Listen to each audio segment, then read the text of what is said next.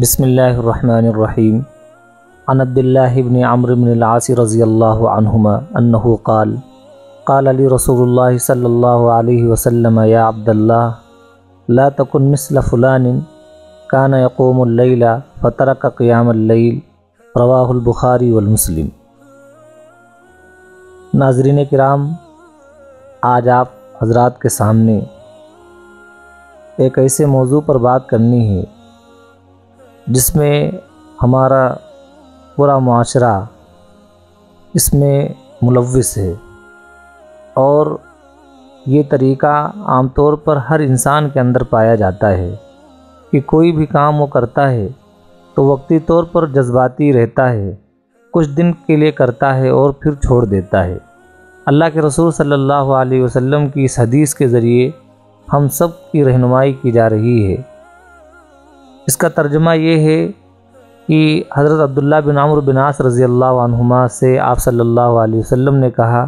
کہ اے اللہ کے بندے، فلاں جیسے مت بنو۔ وہ رات کو اٹھتا تھا، یعنی تہجد پڑھا کرتا تھا، اور اب اس نے پڑھنا چھوڑ دیا۔ دیکھیے، یہاں پر ایک مسئلہ یہ جان لیں کہ جو چیز ہمارے ذمے فرض ہے اور واجب ہے، اس کو تو ہر حال میں ہمیں کرنا ہی کرنا ہے، اس سے چھٹکارا نہیں ہے۔ لیکن جو چیزیں سنت ہیں، نوافل ہیں، یا جن چیزوں کا ہم اہتمام کرتے ہیں، تو جب اس کا اہتمام کرنا ہم شروع کر دیں تو اس پر پابندی کریں، الا یہ کہ بیماری ہو جائے، کہیں سفر میں جانا ہو جائے تو ایک الگ مسئلہ ہے۔ جیسے حدیث شریف میں ہے کہ وہ تہجد کے لیے رات میں اٹھا کرتے تھے اور اب انہوں نے اٹھنا بند کر دیا، تو یہ چیز ہم لوگوں میں پائی جاتی ہے کہ جیسے جب کبھی ہم دین سیکھتے ہیں، دین کی طرف مائل ہوتے ہیں، 2-4 دن نماز پڑھتے ہیں، پابندی کے ساتھ پڑھتے ہیں، یہاں تک کہ فرض نماز تو پڑھتے ہی ہیں، اس کے ساتھ ساتھ اشراق ہے، چاشت ہے، اوابین ہے، تہجد ہے، سب کی پابندی کرتے ہیں، اور ایسا لگتا ہے کہ جنید بغدادی کو اب ٹکر دے کر کے رہیں گے۔ یہ ہماری پوزیشن رہتی ہے اور ہمیں اچھا بھی لگتا ہے،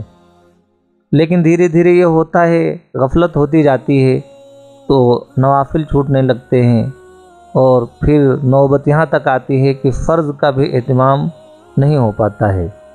تو جو چیزیں فرض ہیں اس کو تو ہمیں ہر حال میں کرنا ہے، لیکن جیسے تہجد کی نماز ہے، اگر آپ نے اٹھنا شروع کر دیا ہے تو اب آپ اللہ کے لیے پڑھتے رہیں۔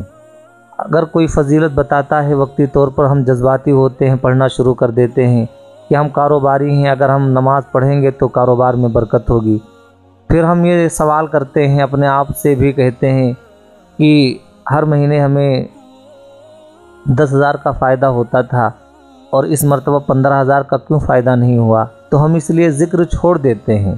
اللہ کو یاد کرنا، اللہ کا استحضار ہمارے ذہنوں سے نکل جاتا ہے، اور پھر نماز کا بھی اہتمام ختم ہو جاتا ہے۔ تو دیکھیے، جو اللہ نے ہمیں توفیق دی ہے نماز پڑھنے کی، اسی طریقے سے کوئی بھی خیر کے کام کرنے کی، زبان پر اچھے اچھے کلمات آ رہے ہیں، یہ بھی اللہ کی بڑی توفیق ہے۔ ہم تو ہر چیز کو اس طریقے سے جوڑ کے کرنا چاہتے ہیں کہ اگر ہم تہجد کی نماز پڑھتے ہیں تو تیسرے دن جبرائیل امین آئیں اور ہم سے پوچھیں کہ تمہیں کیا چاہیے۔ یہ ہمارا نظریہ ہے، جبکہ ہمیں، اگر ہم تہجد کی نماز اللہ کے لیے پڑھتے ہیں تو اللہ نے یہ توفیق دی ہے، یہ ہمارے لیے بڑی سعادت کی بات ہے۔ دنیا ہی میں سب کچھ نہیں مل جاتا ہے، اللہ تعالیٰ کچھ آخرت کے لیے بھی رکھتا ہے۔ اور جو ہم یہ سانس لیتے ہیں، اگر ہم یہ سوچیں کہ اگر